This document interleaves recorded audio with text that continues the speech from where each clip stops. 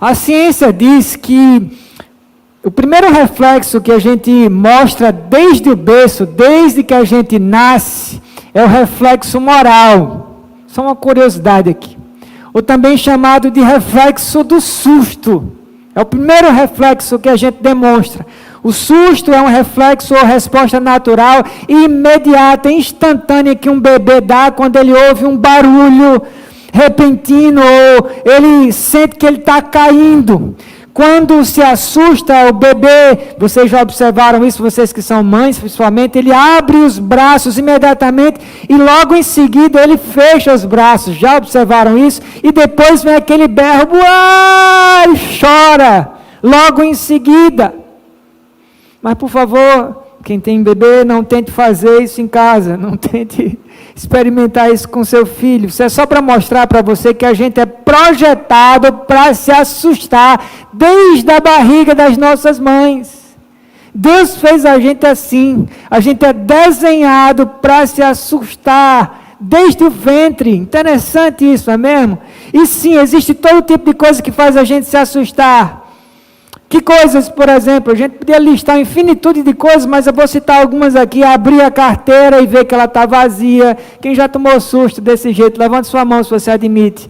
Eu já estou levantando aqui porque eu já tomei susto mais de uma vez. Abrir a carteira, eita, o pior é abrir a carteira quando você, por exemplo, está dentro do ônibus, vai pagar a passagem e, caramba, é horrível a nossa experiência. Já aconteceu com alguém aqui? Levante sua mão se já aconteceu. Como é que você desenrolou a guerra? Hannah, o que é que você fez? Como é que você desenrolou essa guerra aí? O motorista deixou? Poxa, a moça bonita tem vantagem, né? Queria ver se fosse uma baranga assim, bem feia. Não sei. Quem sabe, né? Vocês escutaram? Quem está nos assistindo do outro lado não escutou. Eu vou repetir para você que não escutou. O irmão disse, no meu caso, ele é homem, né? O motorista mandou ele descer. Irmã, como é que você desenrolou? Pediu carona, ele deixou, permitiu, né? Tá vendo? Olha aí, a graça de Deus. Então, do susto que a gente toma, abrir a carteira e ver a carteira vazia, outro susto, abrir a geladeira, isso é pior.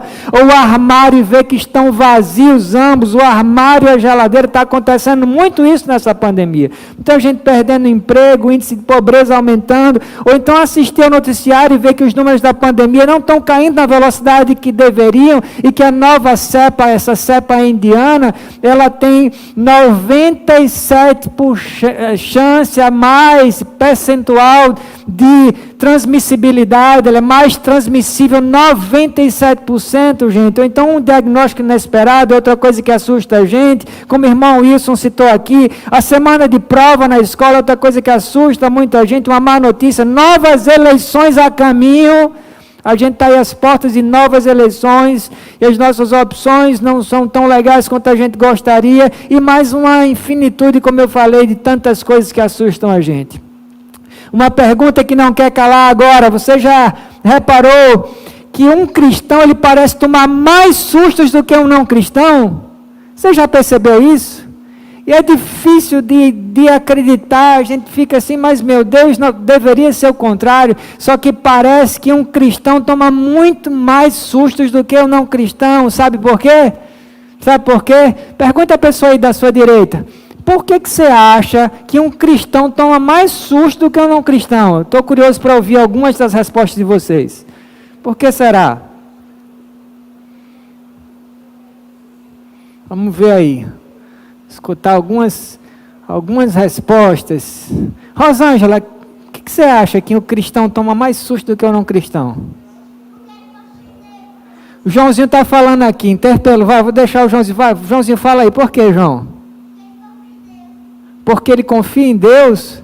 Rapaz, Joãozinho está acompanhando a mensagem, ó, maravilha. Rosângela?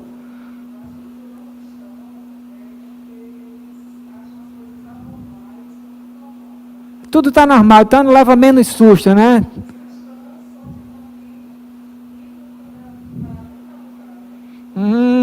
Interessante. Ellen, o que é que você acha?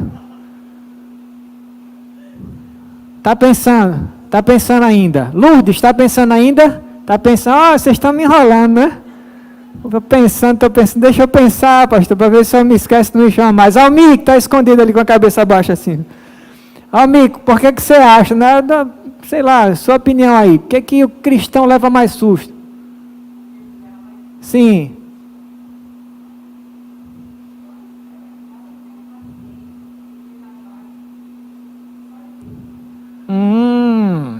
Deixa eu dizer para vocês, não é tão difícil não essa resposta, vou dizer.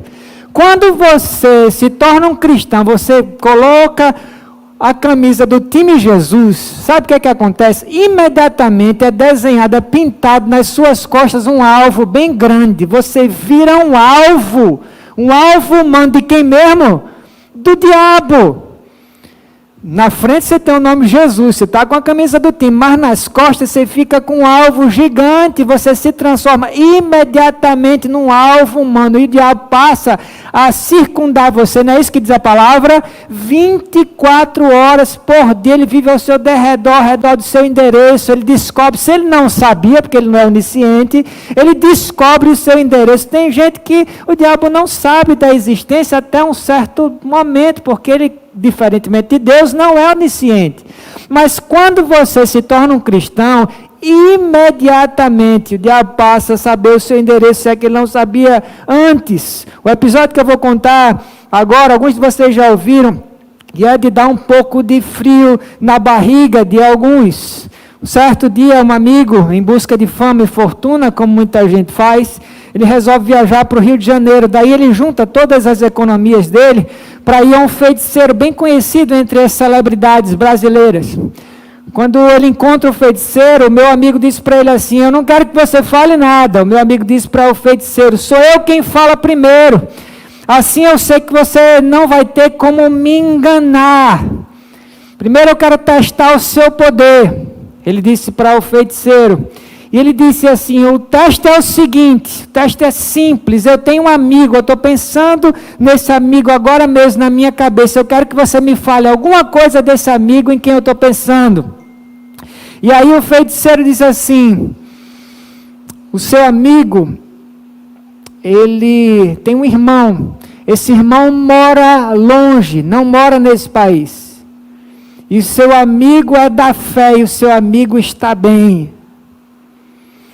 Esse feiticeiro disse todas essas coisas sobre mim, rapidinho, no estalar de dedos. Esse feiticeiro disse 3 coisas sobre mim: que eu tenho um irmão e realmente meu irmão mora há anos fora do Brasil.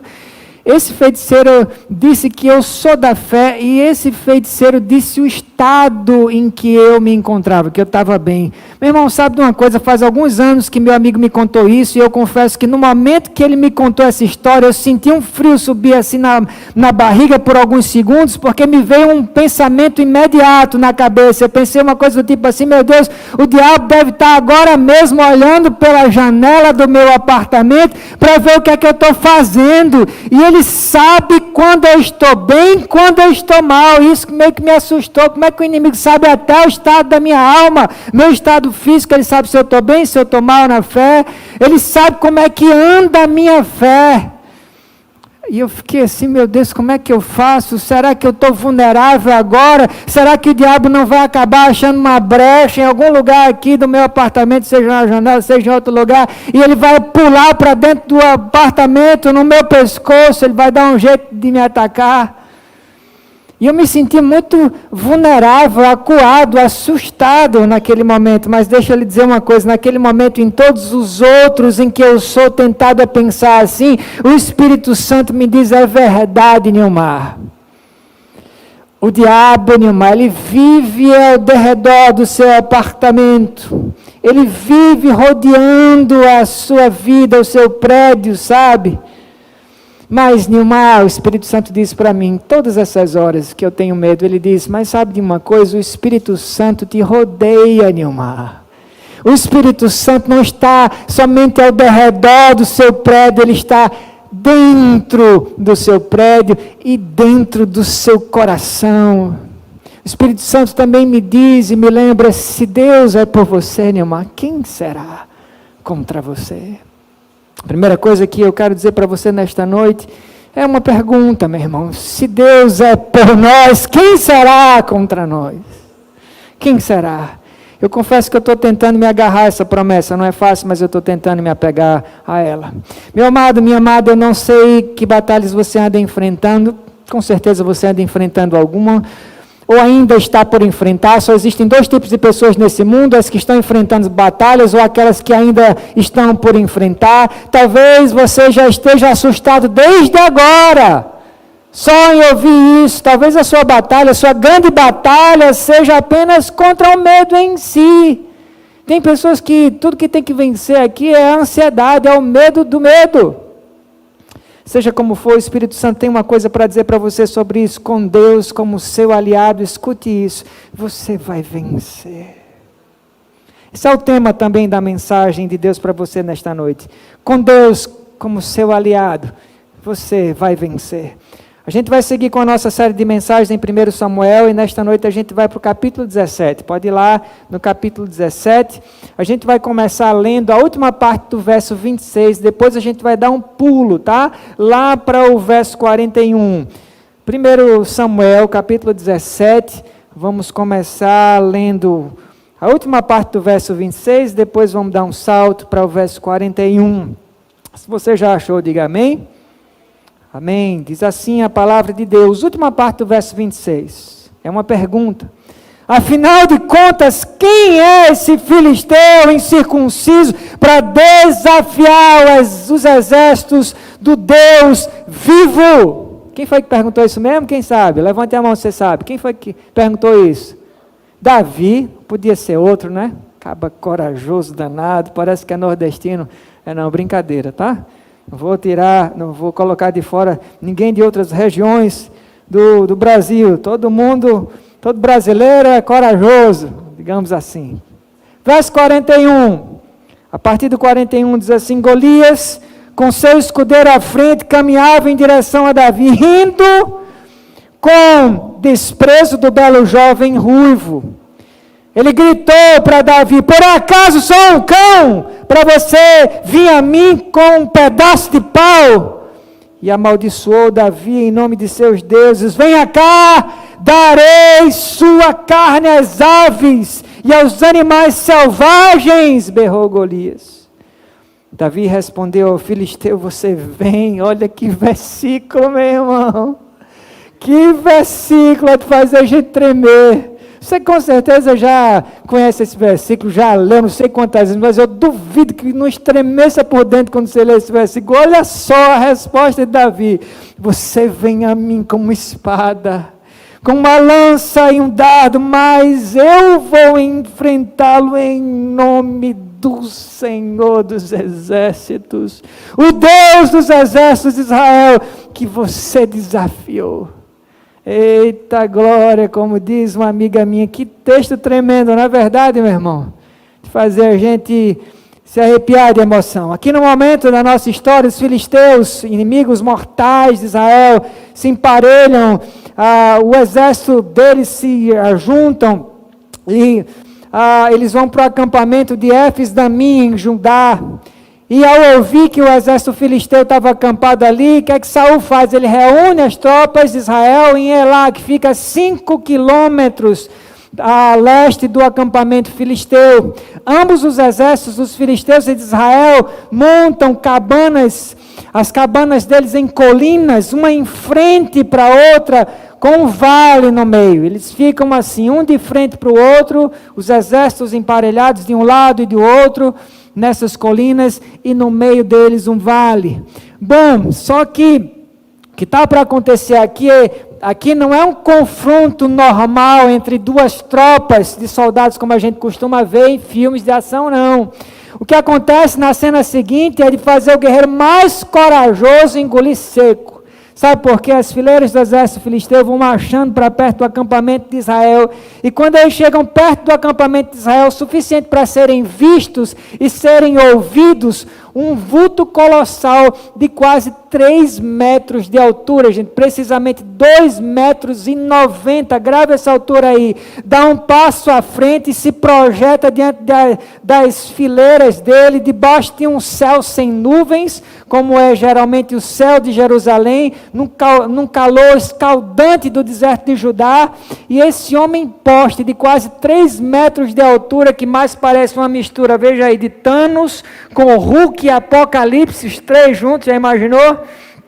Esse cara se ergue em frente ao exército de Israel, trajado com uma couraça de escamas de bronze, de 60 quilos, e segurando uma lança que somente a ponta pesa 7 quilos. Eu estou falando só da ponta aqui. O nome dele, qual é mesmo? Golias. Talvez você não saiba o significado, uma curiosidade.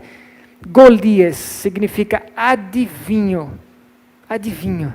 E se é verdade que a imagem fala mais do que 1000 palavras, você já escutou isso por aí, você pode imaginar que os soldados de Israel, eles estavam sentindo muito, mas muito medo. O texto diz aqui que eles estavam aterrorizados quando eles viram aqui Golias e ouviram Golias. E eu acho que um outro jeito de dizer isso aqui, que eles estavam aterrorizados, é talvez pensar que eles tiveram síndrome do pânico. Não era nomeado como síndrome do pânico, mas eu acredito que é o que eles sentiram. Quem sabe alguns deles até borraram as calças, como aconteceu com um amigo meu, uma vez que foi assaltado com a arma na cabeça. Acontecem coisas embaraçosas, ou quem sabe os soldados de Israel se arrependeram da hora que nasceram de se alistarem no exército, e dariam tudo por um Rivotril, pelo menos isso, urgentemente. Bom, se a história terminasse nesse ponto, se terminasse aqui, você já parou para pensar, enquanto eu estava escrevendo essa mensagem, eu parei para pensar um pouco, e se tivesse terminado aqui a história, como é que seria? Imagino que na página do Jornal da Palestina, na primeira matéria, na matéria de capa do dia seguinte, sairia algo do tipo assim: gigante filisteu endiabrado de quase 3 metros, esmaga uma vila inteira de indefesos Smurfs judeus. Provavelmente seria algo do tipo. O que Golias, cujo nome significa o que mesmo? Adivinho. Não conseguia adivinhar que ele não estava desafiando os exércitos de Deus, ele estava desafiando o Deus dos exércitos. Ele não sabia disso, ele não conseguiu adivinhar isso.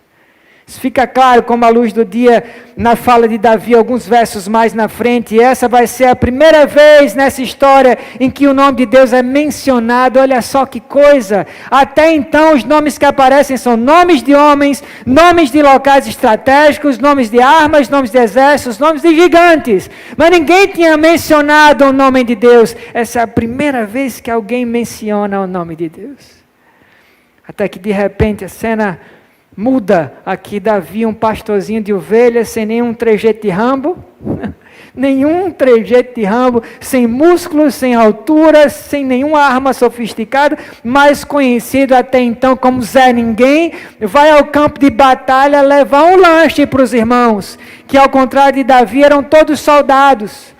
E de repente ele vê Golias se aproximar das fileiras dos exércitos de Israel e esbravejar a mesma afronta de novo e de novo, com o mesmo tom de humilhação, dizendo: eu desafio hoje os exércitos de Israel, mandem um homem para lutar comigo. Davi não teve dúvida, é aqui que ele pergunta no verso 26, dê uma olhada aí novamente no verso 26, ele pergunta com toda a coragem de um derrotador de gigantes, com toda a coragem que um derrotador de gigantes pode ter, ele pergunta, afinal de contas, quem é esse filisteu incircunciso? Quem é esse ímpio, em outras palavras, para desafiar os exércitos do Deus vivo? Meu irmão, minha irmã, perceba que Davi não está falando isso para Golias, não. Talvez você já confundiu lendo essa história aqui. Você achou que Davi estava falando isso para Golias. Ele não está falando isso para Golias, não. Ele está falando para os próprios soldados de Israel. Porque eles estavam com tanto medo que parece que eles esqueceram de vez de quem é que eles são aliados. De quem é que eles têm como aliados? Eles têm o exército de Israel. Ele tem como aliado o Deus vivo, Elohim, Raihim, que também pode ser traduzido como Deus absoluto.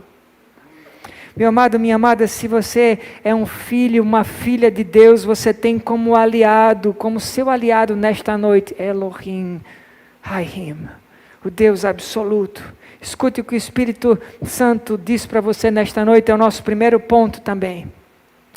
Com Deus como seu aliado, você vai vencer. Isso é uma promessa. Isso não talvez, é um fato. Você vai vencer. Você vai vencer porque a insurgência do inimigo não é contra você, é contra Deus. E quando Deus luta, Ele só luta para vencer. Deus não luta para perder. Esse é o nosso primeiro ponto. Meu amado, minha amada, essa guerra não é entre exércitos e gigantes. Não é. Se ilude quem pensa que a guerra é entre exércitos e gigantes. Não é. Essa guerra sempre foi do diabo contra Deus. Essas duas forças. Sempre foi desde o começo. Desde lá em cima.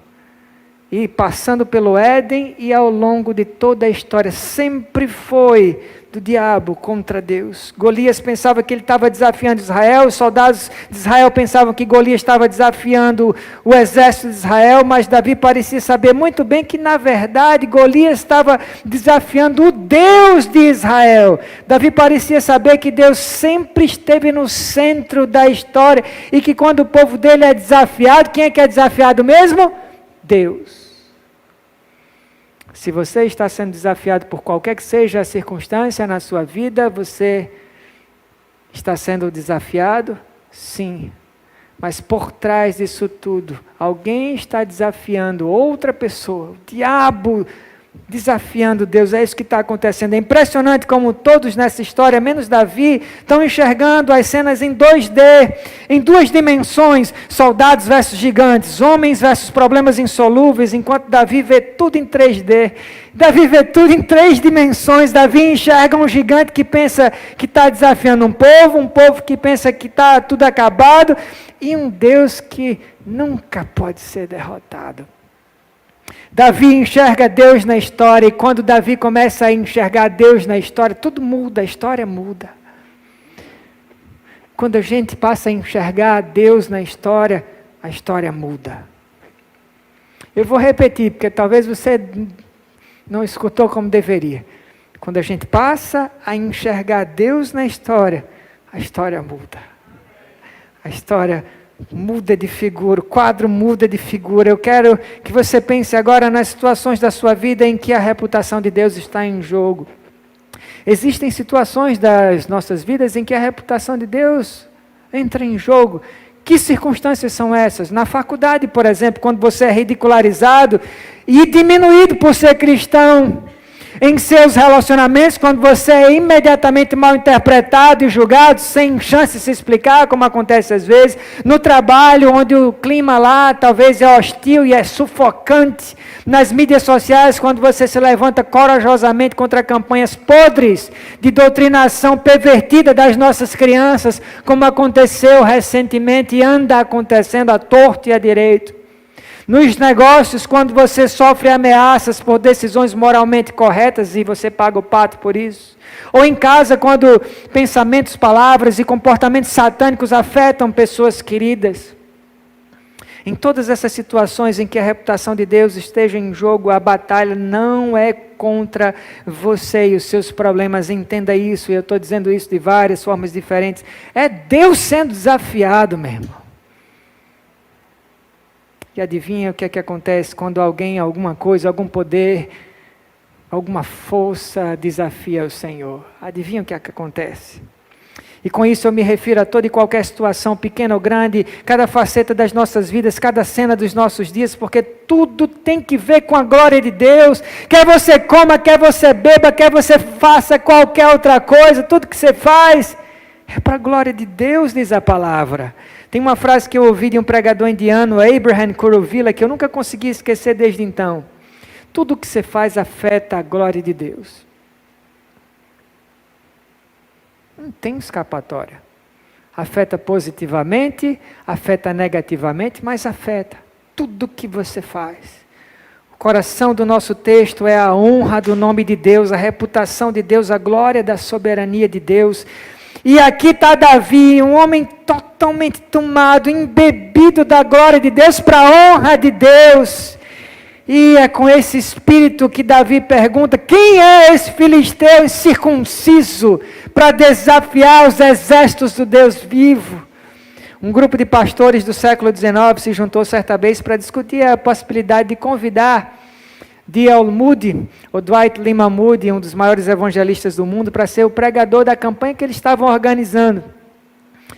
Um pastor jovem presente na reunião, de repente interpela os outros e diz assim: mas por que tem que ser Moody? Só porque ele é famoso, só porque ele é esse grande evangelista conhecido, só porque ele é popular? Será que Moody tem um monopólio do Espírito Santo? Por que não pode ser qualquer outra pessoa? De repente um silêncio toma a sala, todos ficam por alguns segundos sem dizer nada, e eles ficam até assim, meio sem jeito, né? Ficam naquela situação de embaraço, que alguém tenha se atrevido a falar dessa forma de Moody, até que um pastor idoso se pronuncia. Ele fala assim: não, Moody não tem o monopólio do Espírito Santo, meu jovem. O Espírito Santo é que tem o monopólio da vida de Moody. É diferente. E é por isso que a gente quer convidar Moody. Meu amado, minha amada, Deus tinha um monopólio da vida de Davi e tinha um monopólio da vida de Moody. Agora deixa eu perguntar a você: Deus tem um monopólio da sua vida? Deus preenche o seu coração de um jeito tal que qualquer coisa da sua vida, grande, pequena, fácil, difícil, o primeiro pensamento que vem à sua mente é como você pode honrar a Deus dentro dessa dificuldade, dentro desse desafio, dentro dessa circunstância fácil ou difícil. Qual é a primeira coisa que passa na sua cabeça nessa hora? Será que nesta noite você pode falar sobre o gigante da sua adversidade? Quem é? Quem é essa adversidade? Quem é essa adversidade pensa que é para desafiar o Deus absoluto? Será que você pode dizer isso da sua circunstância? Meu amado e minha amada, a batalha não é sobre você contra um gigante, é sobre os gigantes que se levantam contra Deus. E todo gigante que se levanta contra Deus se levanta para tombar. Deus é como aquele amigo seu da escola. Alguns de vocês vão lembrar. Alguns agora vão se identificar. Deus é como aquele amigo seu da escola, lá das antigas, bem mais forte que você, que quando um encrenqueiro chega para você querendo roubar o seu lanche, dizendo assim: passa logo esse lanche ou eu quebro a tua cara. Aí esse amigo fortão fica entre você e esse brigão, e ele diz para você passar por ele: você tem que primeiro, você chegar a ele, você tem que primeiro passar por cima de mim. Só sabe como é, só sabe o valor de um amigo assim. Quem já teve um amigo para as horas de ameaça, para um amigo para esses momentos em que a gente se sente acuado, se sente amedrontado? E eu vou dizer uma coisa para você: se você nunca teve um amigo desse, um amigo para lhe defender nessas horas difíceis, aqui vai a melhor notícia. Deus diz assim para o inimigo que quer te destruir. Ele fala: para você chegar até ele, primeiro você tem que passar por mim. É isso que o Senhor diz. Você tem esse protetor, você tem esse escudo. Ele é o seu escudo, meu irmão. Que tal isso?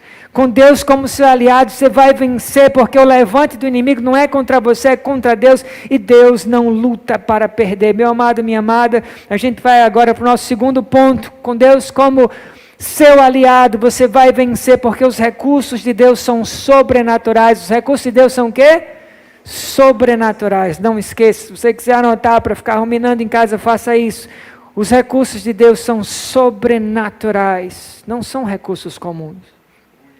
Aqui está Davi disposto a se arriscar ao ridículo, disposto a arriscar a própria vida dele, disposto a arriscar tudo para lutar pela honra de Deus, com as armas de Deus. Mas ainda assim há quem julgue e critique o coração de Davi. O verso 28 diz que quando Eliabe, irmão mais velho de Davi, ouviu Davi falando com os soldados, ele ficou furioso.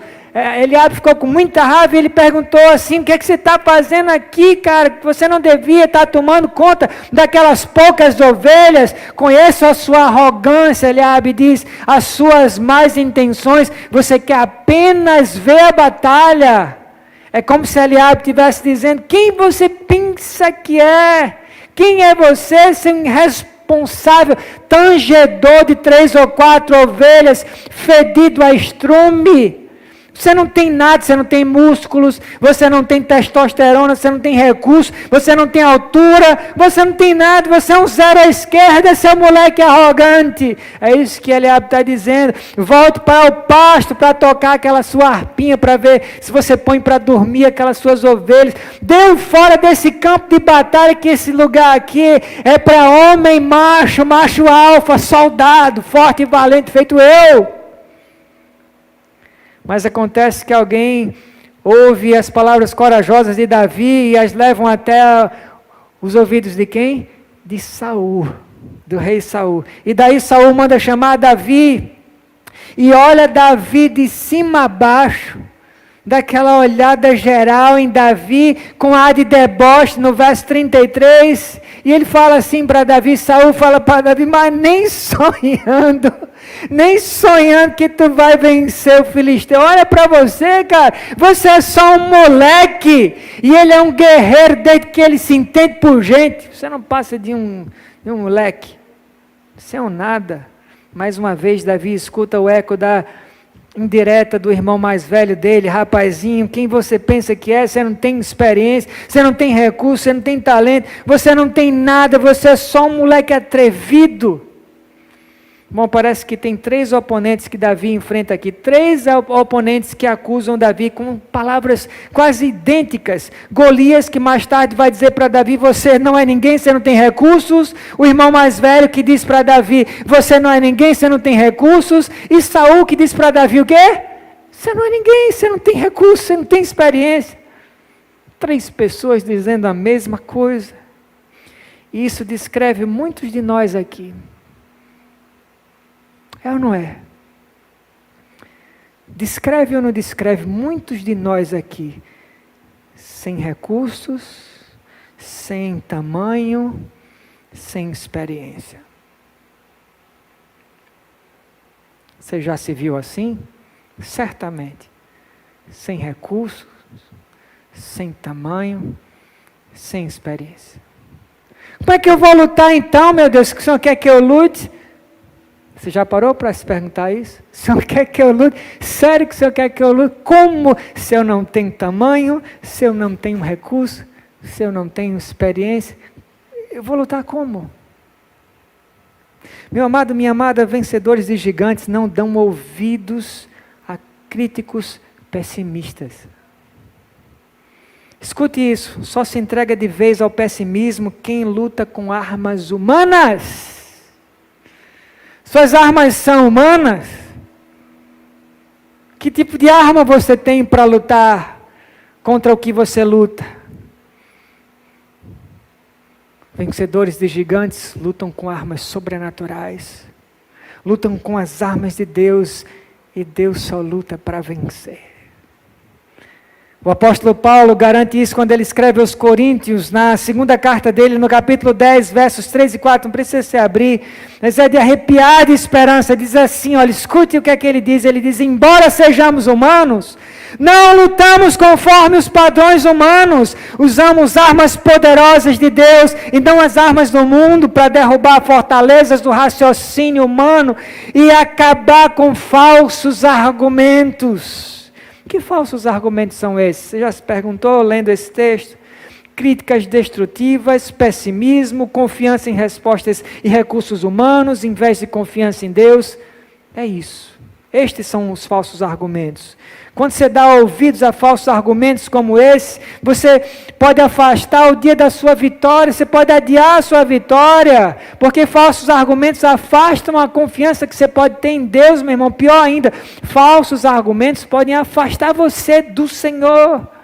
É por isso que é preciso derrotar os falsos argumentos, até mesmo antes de você se levantar para enfrentar os gigantes das suas adversidades. A confiança de Davi não estava vestida de experiência, não estava vestida de estatura, nem de recursos. Davi não ia lutar pela honra própria dele. Ele ia lutar pela honra de Deus. Honra de Deus. Davi não ia lutar pela honra de Deus, abanando um currículo impressionante na mão e nem com a possibilidade de usar, de manusear armas sofisticadas, não, longe disso. Escute da própria boca de Davi aqui com a arma poderosa que ele vai usar contra Golias no verso 37, ele levanta a voz e cheio de confiança ele diz: o Senhor que me livrou das garras do leão e do urso, ele também me livrará desse filisteu. Davi vai lutar pela honra de Deus e com Deus como aliado. Ele não pode perder, nem com as armas de Deus, que são armas sobrenaturais. No verso 38, a gente vê que Saul pega a própria couraça dele e o capacete de bronze dele e tenta empurrar esses apetrechos para Davi. Agora veja que semelhança curiosa aqui. Se você voltar para o verso 4, você vai ver que Golias também usava o quê? Um capacete de bronze e uma couraça. Intrigante isso, não é mesmo? Você consegue ver o que é que está acontecendo aqui? Saul está tentando igualar armadura com armadura, arma com arma, porque Golias tem tudo isso, e na cabeça de Saul, o único jeito de derrotar Golias é se armar exatamente do jeito que Golias, armadura com armadura, bronze com bronze, arma com arma. A gente pensa que a gente precisa de estatura, a gente precisa de experiência, a gente precisa de músculo, a gente precisa de uniforme, de reputação, a gente precisa de recursos. Esse é o único jeito de vencer, a gente pensa. Meu amado, minha amada, essa é a ideia de poder que o mundo tenta imprimir, inculcar na cabeça da gente. Arma com arma, escudo com escudo, bronze com bronze, espada com espada, lança com lança. Lutar com força contra força. É a obsessão pelo poder. O mundo está estourando de conflito por todo lado. Não é Palestina versus Israel, que a gente viu recentemente, Samsung versus Apple, direita versus esquerda, todo mundo brigando. Até os super-heróis estão brigando entre si. Você já reparou isso? Levante sua mão se você assistiu ao filme Batman vs Superman. Quem assistiu, levanta aí. Até os super-heróis. Meu irmão, quando eu, nem faz tanto tempo assim, eu era adolescente, eu nem sonhava em ver os heróis brigando. Hoje é comum. Todo mundo está brigando. Você pode imaginar o que seria de Davi se ele tentasse enfrentar Golias só com a própria força dele? Eu acho que é como se você comparasse Batman brigando com Superman. E a gente que assistiu a esse filme, a gente vê com muita pena Batman levar a maior surra da vida dele. Você lembra das cenas? E como é que poderia ser diferente? Afinal de contas, Superman tem, olha, conte aí.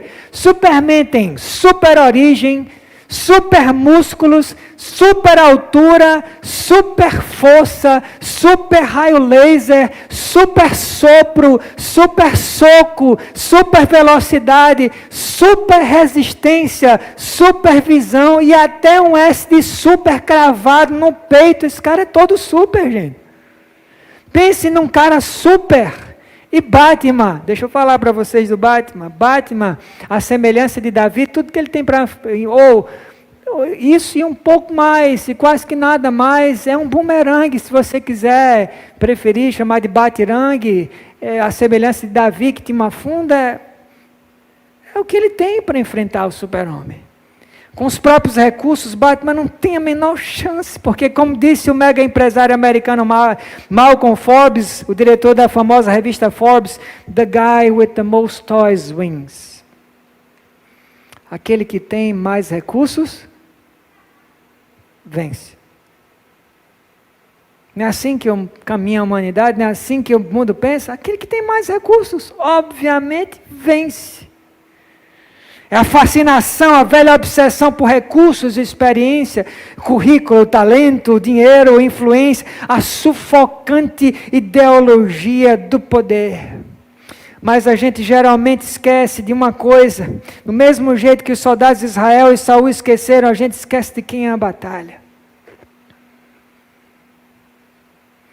Como disse o refrão de uma música que eu gosto muito, de uma banda americana chamada Petra, "The battle belongs to the Lord", a batalha pertence ao Senhor. A batalha é dele, meu irmão, minha irmã, não é sua, não é minha. Essa batalha é sobre o nome de Deus, a reputação de Deus, a glória de Deus. Você meio que entrou de gaiato no navio. Mas a batalha é sobre ele, é sobre a glória dele, sobre a reputação dele, sobre a soberania dele, é tudo isso que está em jogo. Meu amado e minha amada, a nossa luta é pela glória de Deus, e quem luta pela glória de Deus não precisa se preocupar com experiência, com talento, nem com recurso, porque isso é com o Senhor da guerra. Isso é com Deus absoluto, com Deus vivo, com o Sebaot, com Deus da guerra, é com Ele. É por isso que no verso 39, Davi rejeita a armadura de Saul e diz assim: eu não consigo andar com tudo isso porque eu não estou acostumado. Isso não é para mim, meu irmão, entenda esses recursos que você procura, essa experiência, esse talento, essa força, essas armas. Isso não é para você, não. Não cabe em você, você não está acostumado a isso. Não cola. A couraça da ideologia, dos recursos, da força e do poder humano não caem bem em Davi. E nem caem bem em você. Para lutar pela glória de Deus, diz do verso 40, Davi pega 5 pedras lisas de um riacho e as coloca todas numa bolsa. E armado com nada além de uma bolsa, um cajado e uma funda, ele vai caminhando em direção a Golias. Agora, conte comigo os recursos de Davi. Veja só que curioso. 5 pedras, uma bolsa, um cajado e uma funda. Quantos recursos? 4 recursos miseráveis, diga-se de passagem. 4 recursos miseráveis, não é só contra o gigante, não, contra qualquer guerreiro que se preze. 4 recursos, fala sério, quem você vai enfrentar com uma bolsa, um cajado e pedras? E Golias, vamos lá, você lembra quantas armas ele tem? Vamos contar então. Um capacete de bronze, uma couraça de bronze, candeleiras de bronze, uma espada, um dardo de bronze, uma lança de ferro. Quantos recursos? 6 super armas. 6. Curioso é que na Bíblia o número 6 representa força humana. Representa o quê? Não esqueça isso. Número 6, força humana. Seja como for, se a história acabasse aqui, não tem como a gente ter dúvida de que Golias iria partir Davi ao meio com um golpe de espada. Se pegasse aqui no ombro, então, ele ia literalmente partir Davi, rasgar Davi ao meio. Um golpe só era suficiente. Não sabe muita coisa não.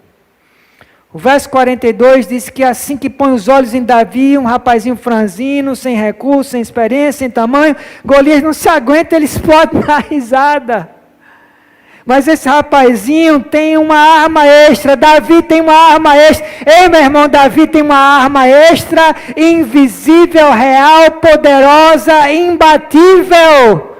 Essa arma é o Deus absoluto, é o Deus dos exércitos. Veja aqui os versos 45 e 46, o verso mais emocionante dessa história. Escuta o que Davi fala para Golias aqui mais uma vez. Você vem a mim com espada, com a lança, com o dardo, mas eu vou enfrentá-lo em nome do Senhor dos Exércitos, o Deus de Israel, que você desafiou hoje. Quem sabe eu estou falando profeticamente que seja assim, em nome de Jesus. Hoje o Senhor entregará você em minhas mãos. Quem sabe, irmão, hoje é o dia que Deus vai entregar as circunstâncias nas suas mãos. Eu sei lá, mas o Senhor sabe. E se for, meu irmão? E se for amanhã, espere um pouco mais. E se for no próximo mês, espere um pouco mais. O fato é que quem luta com o Senhor como aliado, luta para vencer. Quem é o seu aliado, meu irmão? Quem é o seu aliado? Aqui está Davi lutando pela honra e pela glória de Deus, lembrando que Deus luta ao lado dele com recursos sobrenaturais. Você conhece o resto da história. Davi tira uma das pedras lisas da bolsa dele, encaixa na funda, começa a girar. Vum, vum, vum. Imagine que ele está girando com toda a força, toda a confiança dele, na maior velocidade que ele pode. E vum, daqui a pouco aquela pedra está voando, zunindo no ar e acerta bem no meio da testa do filisteu. Uma pedra foi tudo que precisou. Uma mísera pedra lisa. E Golias cai para nunca mais se levantar para desafiar o Deus absoluto. Afinal de contas, quem é esse filisteu para desafiar os exércitos do Deus vivo? Quem o diabo pensa que é, meu irmão, para achar que pode destruir você com a sua circunstância? Quem é essa adversidade que pensa que pode acabar com você de vez só porque ela é gigante? Quem é? Pelo poder de Deus, Davi derrota Golias com um único movimento, porque o Senhor não precisa de capacete, espada, couraça. O que Ele precisa é de alguém que seja monopolizado pela honra dEle, pela glória dEle, para a glória dEle e por Ele. Quem é que monopoliza você? Ele precisa de alguém que está disposto a lutar pela glória dEle em todas as facetas da vida, em casa, na escola, na rua, no trabalho, na igreja, em todo lugar, meu irmão. E quanto maior for o seu gigante, adivinha, maior a sua vitória para a glória de Deus.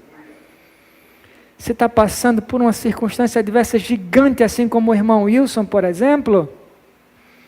É porque no dia da sua vitória, a glória de Deus será tamanha, será gigante. Deus parece amar demais as pessoas. Eu estava pensando nisso esses dias. Deus parece que tem um amor assim, translocado pelas pessoas sem recursos, sem experiência, sem tamanho, porque Ele fez uma constelação de gente assim. Deus fez muita gente nesse mundo sem recursos, sem tamanho. Ele só pode ser louco por essas pessoas.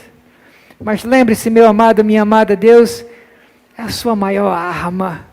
E Ele luta por você. E toda luta contra você é uma luta contra Ele. E Deus sempre vence, sempre vence. Meu amado, eu quero propor a você um desafio para que você faça de hoje em diante, pelo resto da sua vida. Não é só para hoje não, é amanhã e depois de amanhã e para o resto da sua vida. Eu quero que você memorize isso, porque é um desafio para a sua existência, enquanto você existir. Quando você acordar, e se você acordar, e eu espero que você acorde em nome de Jesus. Se você não acordar aqui, você acorda na glória, é melhor ainda. Mas se você acordar nesse plano de existência, nessa terra, assim que você acordar, você vai visualizar uma cruz diante de você. Visualize uma cruz na sua frente, uma cruz imaginária. E em cada lado dessa cruz, você vai também imaginar e pensar numa palavra. Deus. Para cada lado da cruz, Deus luta por mim. Vamos repetir comigo? Deus luta por mim. Mais uma vez. Deus luta por mim. Deixa eu passar para você outra curiosidade. Originalmente, o sinal da cruz não era para ninguém se benzer. Quando foi criado o sinal da cruz, foi com um propósito, foi uma mensagem declarativa, uma homenagem, uma elegia, um encorajamento, para que toda vez que alguém fizesse esse sinal, lembrasse, olha o que é que significa. Desceu do céu à terra, morreu e ao terceiro dia ressuscitou. Quem? Jesus. Quer uma homenagem melhor do que essa? Mais uma vez, desceu do céu à terra, morreu e ao terceiro dia ressuscitou. Aí virou isso que virou hoje. Mas originalmente era para esse propósito. É por isso, pensando nisso, que eu quero que você, a partir de amanhã, ao acordar, vai lembrar: Deus luta por mim. Veja a diferença que vai fazer começar o seu dia repetindo essas palavras, meu irmão. Isso vai fazer com que você pense e seja inspirado a lembrar que o amor de Deus cerca você, a presença dEle cobre você, a graça dEle sustenta você, o capitão da sua salvação luta por você, meu irmão.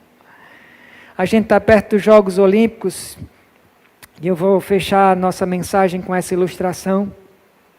Isso me faz lembrar a proximidade dos Jogos Olímpicos, agora que estão para acontecer, estão às portas, me faz lembrar que os Jogos Olímpicos de Barcelona de 1992, você acompanhou esses Jogos e principalmente essa cena que eu vou contar, essa é uma das cenas mais emocionantes de todas as Olimpíadas, que eu tive a oportunidade de assistir. Numa prova de corrida de 400 metros, tem gente aqui que gosta de correr, e que corre até mais do que 400 metros diariamente, talvez. Ricardo é um deles, Ricardo gosta muito de correr, eu sei que Wagner também, Wagner não está aqui, mas ele também gosta de correr. Biel também está nessa agora, né, Biel? Então, na prova de corrida dos 400 metros, o corredor inglês Derek Redmond, ele sonhou a vida toda em ganhar a medalha de ouro nas Olimpíadas. Imagina a adrenalina, a emoção que Derek pode ter sentido, pode ter experimentado quando ele se posiciona na linha de largada e ele escuta o sinal da largada. E daí ele sai correndo pela pista, metro a metro, literalmente correndo, rumo à concretização do sonho da vida dele. Só que a uma certa altura, tudo parecia estar indo bem, mas a uma certa altura, Derek se recusa a continuar. Que ele sente uma dor lancinante na perna direita e faz com que ele pare imediatamente a corrida. Ele se ajoelha no chão com o rosto no joelho e ele começa a gritar de dor. Daí ele coloca o rosto dele no chão. Foi uma cena difícil, mas Derek, ele não topa ficar parado ali, caído no chão. Ele se levanta, depois dali ele começa a pular numa perna só. E ele sai tentando terminar a corrida pulando de uma perna só. E quando Derek vai pulando e urrando de dor pela pista, um homem de meia idade, isso é interessante, deixa as arquibancadas, esse homem vestindo uma camiseta branca, um boné branco, ele sai das arquibancadas e ele sai afastando os segurança, ele corre para a pista em direção a Derek e ele se abraça com Derek e ele diz: você não tem que fazer isso, você não tem que fazer isso, pare, já deu, você não precisa fazer isso.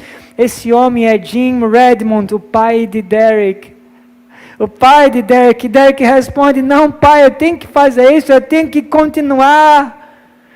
Me solte, eu tenho que continuar. Então o pai se vê sem saída, ele vê que não consegue convencer Derek a parar. E o pai diz: bom, se é assim, então a gente vai ter que fazer isso junto. Daí o pai coloca a mão dele direita em volta da cintura de Derek, segura com a outra mão o braço esquerdo de Derek e eles vão juntos, pulo após pulo. Derek vai até a linha de chegada e Derek cruza a linha de chegada. A multidão se levanta para aplaudir e em seguida chorar. Derek não deixou aquela pista com a medalha de ouro que ele tanto queria. Uma pena, mas ele saiu com a memória incrível e indelével, gente. A memória de um pai que quando viu o filho em agonia, quando viu a dor do filho, deixou a cadeira dele confortável das arquibancadas e saiu correndo para ajudar o filho. Você já consegue estabelecer a ponte e fazer o paralelo que com certeza esse é o nosso Deus, meu irmão. Ele deixou o trono confortável dele de glória à direita do Pai e ele veio aqui morrer por nós. Porque o Pai dele o enviou. Meu amado, minha amada, você pode lutar com Deus como seu aliado. Porque Deus luta por você e Deus não luta para perder. Ele não vai continuar sentado na arquibancada confortável enquanto você agoniza de dor.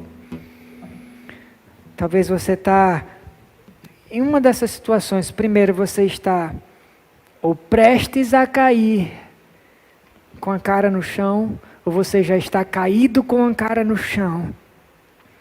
Mas você não vai continuar parado ali. A semelhança do que aconteceu com Derek, somente se levante.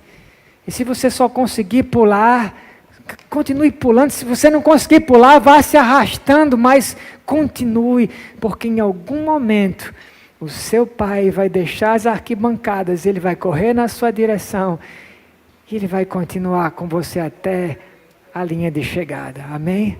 Feche seus olhos, vamos orar. Senhor, muito obrigado, Pai, pela tua mensagem. Obrigado por ter falado conosco. Obrigado por nos encorajar a continuar, a lutar, porque a luta não é contra carne nem sangue, mas contra principados e potestades e forças espirituais nas regiões celestes. Nós temos, como eu falei, um aliado invisível, mas real, um poder invencível em Ti, armas sobrenaturais com as quais a gente luta e o Senhor nos entrega na Tua palavra. Que nesta noite, Senhor, o Senhor desça das arquibancadas mais uma vez, corra em nossa direção, nos tome pelo braço, passe a mão na nossa cintura e nos ajude a caminhar passo a passo, talvez não no ritmo que a gente gostaria, não correndo, mas andando ou pulando ou nos arrastando, a gente vai chegar lá na força do Teu poder, Senhor, porque Jesus em nós, como diz a palavra, é a esperança da glória, é a esperança da glória. Eu não quero deixar de fazer esse convite que eu faço recorrentemente, praticamente a todo domingo, ainda com os olhos fechados. A igreja pode orar pelas pessoas que estão nos assistindo. Eu não sei se a nave aqui é formada por pessoas apenas cristãs, ou se você é alguém que nunca rendeu a sua vida ao Salvador. Se você é alguém assim, eu quero convidar você a entregar sua vida a Jesus nesta noite. Dizer que Ele é o seu Rei, o seu Redentor, e o sangue dele é o preço pago pelo seu pecado. Se você é alguém que precisa do perdão de Deus e nunca confessou Jesus como Salvador, e você quer fazer isso nessa noite, eu vou lhe ajudar a orar. Você pode repetir isso na sua mente comigo, entregando sua vida a Jesus nesse momento. Então repita assim, você pode repetir somente no seu coração, em voz silenciosa, porque Deus tem acesso à sua alma. Então você diz assim: Senhor, muito obrigado por ter enviado o Teu Filho para me resgatar, para me conceder perdão indiretamente contigo. Eu preciso do Teu perdão.